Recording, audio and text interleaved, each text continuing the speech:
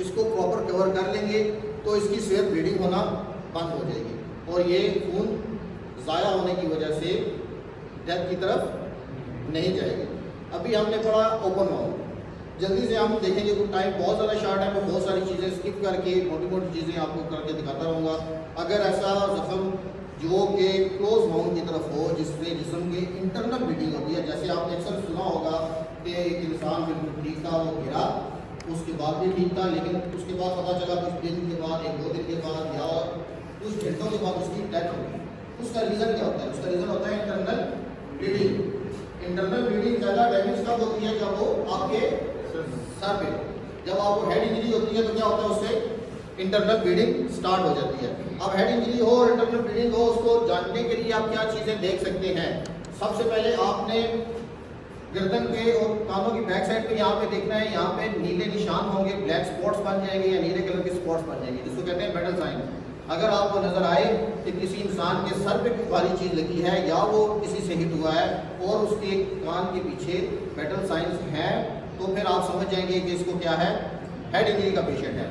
उसके अलावा आप उनकी आइज चेक करेंगे, अगर आइज बहुत ज़्यादा रेडनेस आ गई है, खून आ गया है, तो भी ये किस चीज़ का पेशेंट है, हेड इंजरी का पेशेंट है। इनकी इंटरनल ब्लीडिंग हो रही है। आप कान चेक करेंगे, कान से अगर कोई मवाद, कोई पानी बाहर आ रहा है, उसको CF कहते हैं, अगर वो आ रहा है तो दैट्स मीन ये भी हेड इंजरी का पेशेंट है। ये तमाम निशानियां हेड इंजरी के पेशेंट्स के अंदर आती हैं। अब अगर सर की इंजरी नहीं है, बॉडी की किसी और हिस्से की इंजरी है, तो आपने देखा होगा इवन कि हमारा पाँव भी किसी जगह पे लगे, हाथ लगे, तो वो जगह क्या होती है, नीली हो जाती है। नीली होने का मकसद क्या होता है? स्किन कलर चेंज करता है कि इंटरनल ब्लीडिंग हुई है, वो जगह स्वेल हो जाएगी। ठीक है, उसके लिए आप क्या करते हैं, ट्रीटमेंट के लिए एक राइस का फॉर्मूला है, RICE, वो यूज़ करते हैं। Rice stand for, R for rest. आप क्या करते हैं, उस हिस्से को सबसे ज़्यादा पहले क्या करेंगे, रेस्ट दिलवाएंगे, उसकी मूवमेंट कम से कम करेंगे, क्योंकि जब मूवमेंट होगी तो ब्लड तेजी से फ्लो करेगा। तो आपने क्या करना है, सबसे पहले उस मतलूबा हिस्से को रेस्ट दिलवानी है। R से आगे क्या है, आई से है आइसिंग। इससे पहले क्या था, हमें क्या चीज़ को देखते थे कि किसी चीज़ को कोई हिट हुआ, लगी, तो हम क्या करते थे, गर्म टिकोर करते थे। गर्म टिकोर से क्या होता था, जो चीज़ पहले कम स्वेल होती थी, बाद में ज़्यादा स्वेल हो जाती थी। फेस पे लगी, आपने क्या किया, गर्म टिकोर करते रहे, बाद में यहाँ कितनी स्वेल होगी, तो वो कहते थे वही तो मुझे आराम आ रहा था, लेकिन देखो कितनी ज़्यादा स्वेलिंग हो। स्वेलिंग गर्म जब टिकोर करते हैं तो इंटरनल ब्लीडिंग उससे बढ़ जाती है, क्योंकि जो बारीक कैपिलरीज और वेन्स हैं वो क्या करती हैं, गर्म होने से खुल जाती हैं और उसमें से ब्लड ज़्यादा निकलना स्टार्ट हो जाता है। तो जब भी टिकोर करनी है, आपने किस चीज़ की करनी है, आइस से, ठंडी टिकोर करनी है, आपने उसकी आइसिंग करनी है। और E फॉर एलिवेशन, और एलिवेशन से पहले C से कंप्रेशन। कंप्रेशन वही है कि आपने क्या करना है, प्रेशर पॉइंट जो है आपका वहाँ पे उसने कंप्रेस करना है ताकि आगे ब्लड फ्लो कम से कम हो। E से एलिवेशन है, एलिवेशन यानी कि आपने हार्ड लेवल से उस मतलूबा हिस्से को ऊपर कर देना है। अब हार्ड लेवल से जो जो चीज़ें आप अपने अज़ा हार्ड लेवल से ऊपर कर सकते हैं आप वो करेंगे, अदरवाइज जैसे पेट है आप हार्ड लेवल से ऊपर नहीं कर सकते, वो नहीं कर सकते, नहीं कर सकते। टांग पे है और टांग के ऊपर आपको लगता है कि ये इस तरह, तो आप पेशेंट को लटाएंगे और उसकी लेग्स को एलिवेट कर देंगे। बाजू है तो उसको हार्ट के लेवल से ऊपर कर देंगे। इसके अलावा एक चीज़ है कि आपको कहीं भी कोई पेशेंट अनकॉन्शियस कंडीशन में मिलता है, पेशेंट कॉन्शियस है जैसे कि हम सब हैं, हम रिस्पॉन्ड कर रहे हैं, देख रहे हैं, बात कर रहे हैं। सेमी कॉन्शियस वो है पेशेंट जो प्रॉपर तरीके से आपको रिस्पॉन्ड नहीं कर रहा, आप उससे बात कर रहे हैं लेकिन वो आपको प्रॉपर जवाब नहीं दे रहा, वो अपने प्रॉपर हवास में नहीं है। और एक पेशेंट है जो अनकॉन्शियस है, जो बिल्कुल जवाब नहीं दे रहा, जो बेहोश पड़ा हुआ है, बेसुध पड़ा हुआ है, उसका आपको कोई रिस्पॉन्ड नहीं है। अगर कोई भी पेशेंट आपको कहीं भी मिले इस तरह का पेशेंट, सबसे पहले आपने उसको क्या करना है, उसको देखना है, फिजिकल एग्जाम करना है, क्या इसको CPR की ज़रूरत है या नहीं। CPR इज कार्डियोपल्मोनरी रिससिटेशन, यानी दिल और फेफड़ों की बहाली का अमल। इंसान के जिस्म में जहाँ बहुत से ऑर्गन्स हैं, वहाँ पे सबसे ज़रूरी 2 ऑर्गन इंसान को ज़िंदा रखने के लिए अल्लाह पाक ने रखे हैं, एक है दिल और दूसरा लंग्स। इंसान लंग्स के जरिए क्या करता है, सांस लेता है, और दिल आपकी बॉडी के अंदर क्या करता है, खून को सर्कुलेट करता है। अब इन 2 चीज़ों को मरने से आपने क्या करना है, बचाना है। किसी भी वजह से, किसी शौक की वजह से, किसी चीज़ की वजह से, किसी बीमारी की वजह से अचानक कार्डियक अरेस्ट हो जाता है, आपका दिल धड़कना बंद हो जाता है, तो क्या होगा, आप सांस लेना भी छोड़ देंगे। इस तरह का पेशेंट मिलता है तो जिन साहब आपको थोड़ा सा डेमोस्ट्रेशन करते रहेंगे, मैं साथ साथ बोलता रहूँगा ताकि टाइम कम से कम लगे। तो आपने सबसे पहले देखना है D फॉर डेंजर। डेंजर क्यों देखेंगे, कि अगर ये बंदा इस क्लासरूम में मेरे आने से मुझे नज़र आया गिरा पड़ा है, तो कुछ भी यहाँ पे हो सकता है मेरे आने से पहले। वो क्या हो सकता है? कोई चीज़ ऊपर से डेब्रीज इसके सर पे लग सकती है, यहाँ पे कोई ऐसी इलेक्ट्रिक सिस्टम होगा जिससे इसको शॉक लग सकता है, या कोई और सिस्टम होगा जिससे इसको कोई इशू बना। ये चीज़ें हमारे ज़हन में होनी चाहिए, क्योंकि हम तब इसकी मदद कर सकते हैं कि जब हम खुद सेफ होंगे। जल्दी से आपने अपने इतराफ़ में देखा, ऊपर नीचे देखा कि अब यहाँ पे डेंजर नहीं है। उसके बाद आप उस पेशेंट के करीब जाएंगे और रिस्पॉन्स लेंगे। रिस्पॉन्स लेने के लिए सबसे आसान तरीका है कि आप उससे बात करें और आप उसकी बॉडी को थोड़ा सा पिंच करें ताकि उसको महसूस हो। जब ये रिस्पॉन्स लेंगे और साथ बात करेंगे तो अल्लाह पाक ने जो हमारी समात रखी है उससे वो सुनेगा, और जो महसूस जिस्म करता है किसी के टच करने से, तो वो पिंच करने से वो महसूस करेगा।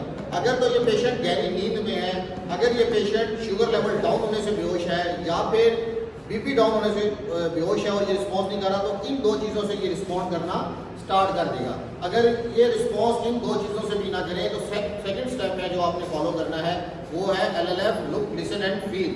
लुक, लिसन एंड फील के अंदर आप क्या करेंगे? अपना कान मरीज के नाक के साथ रखेंगे और सांस वाले रास्ता जो मुंह है उसके साथ रखेंगे, ताकि जब इंसान सांस लेता है तो इसकी आवाज़ थोड़ी सी क्रिएट होती है जो आपको महसूस होगी। दूसरा, आपने नज़र क्या करनी है? चेस्ट के ऊपर रखनी है कि अगर ये सांस ले तो हमेशा जब भी सांस लिया जाता है तो चेस्ट से क्या है, राइज एंड फॉल आपको महसूस होगा। उसके अलावा आपकी कैरोटिड पल्स जो शहराग है वो सबसे स्ट्रॉन्ग पल्स होती है, जो किसी भी हालत में आपको महसूस होती है अगर आपके ब्लड के अंदर ब्लड सर्कुलेशन कर रहा है और हार्ट आपका प्रेजेंट है, जिंदा है। तो आपने क्या करना है? दोनों उंगलियों से उसकी शहराग को चेक करना है। अब इन्होंने देखा कि ये पेशेंट रिस्पॉन्स नहीं कर रहा, इसका दिल नहीं धड़क रहा क्योंकि पल्स प्रेजेंट नहीं है, और ये सांस नहीं ले रहा क्योंकि ना तो इसकी हमें सांस की आवाज़ आ रही है और ना ही इसकी चेस्ट राइज एंड फॉल कर रही है। इसके बाद क्या करेंगे कि इनको क्लियर हो जाएगा कि इस पेशेंट को किस चीज़ की ज़रूरत है? CPR की। हमें मसनूई तौर पर इसके दिल को क्या करना है? पंप करना है। उसके लिए सबसे ज़रूरी इनिशियल बेस पे ये है कि इसका दिल पंप करता रहे। इसका दिल पंप करता रहेगा तो ये इंसान डेथ की तरफ जो जा रहा है या जा चुका है ये वापस रिवाइव कर सकता है। दो तरह की डेथ होती है, क्लिनिकल डेथ और बायोलॉजिकल डेथ। जब तक इंसान का दिमाग नहीं मरता तब तक इंसान डिक्लेयर डेथ नहीं होती। बहुत दफ़ा आपने देखा होगा कि पेशेंट जो घर में या किसी ऑफिस में किसी जगह पे आप जिसको कहते हैं कि यार ये हो सकता है खुदा ना खास्ता इसकी डेथ हो गई है, वो हॉस्पिटल में जाकर रिवाइव कर जाते हैं। उसकी क्या वजह होती है कि CPR किया जाता है, वेंटिलेटर पर लगाया जाता है, मसनूई तौर पर पहले दिल को धड़काने की कोशिश की जाती है और उससे वहाँ से वो उसकी ज़िंदगी की तरफ वापस आ जाता है। आपने क्या करना है? तो आपने डायरेक्ट जाना है कंप्रेशंस की तरफ। इंसान एक नॉर्मल जो है उसका दिल 1 मिनट में कितनी दफा धड़कता है? 60 to 100। एक जो नॉर्मल इंसान है उसका दिल धड़केगा 60 to 100। वो वेरीज करता है, हर किसी में वेरीज करता है। हो सकता है कि मैं थोड़ा सा, अगर मेरा वजन ज़्यादा है तो मेरा 70 दफ़ा हो, किसी और का है तो वो 60 दफ़ा हो, कोई एजड है तो उसका 100 के करीब हो, तो ये वेरीज करते हैं। 60 to 100 एक नॉर्मल रेंज है जिसके अंदर इंसान का 1 मिनट के अंदर दिल धड़कता है। तो एक अनकॉन्शियस पेशेंट जिसका दिल बंद हो चुका है, आपने इसको कंप्रेशन 1 मिनट में 100 से 120 दफ़ा देने हैं। 100 से 120 दफ़ा देने हैं, क्योंकि इंसान जब दिल को धड़काता है, कंप्रेशन लेता है, तो हो सकता है कि बीच में कहीं ना कहीं कोई हर दफ़ा कंप्रेशन देने से वो दिल धड़क ना पाए। अल्लाह पाक जो निज़ाम चला रहे हैं वो एक बेस्ट निज़ाम है, बेहतरीन निज़ाम है। हर दफ़ा दिल प्रॉपर पंप करता है और हमारी बॉडी में खून को सर्कुलेट करता है। जब हम कोशिश करेंगे वो काम करने की तो हम इस रेशो को डबल कर देंगे। 60 को हमने क्या किया? 100 से 120 पे लेंगे। कंप्रेशन करते हुए आपने एक चीज़ को फोकस करना है कि जो आप प्रेशर करेंगे, जो दिल को नीचे प्रेस करेंगे, उसकी डेप्थ होनी चाहिए 2 से 2.5 इंच। आपके CPR करते हुए जो कंप्रेशन की डेप्थ है वो कितनी होनी चाहिए? 2 से 2.5 इंच। और कंप्रेशन 1 मिनट में कितने देने हैं? 100 से 120। अब कंप्रेशन हम क्वालिटी CPR तभी कर सकते हैं कि आपको प्रॉपर पता हो कि जो मैं चेस्ट को प्रेस कर रहा हूँ उससे नीचे जो रिब्स के दिल मौजूद है वो प्रॉपर तरीके से पंप हो रहा है या नहीं हो रहा।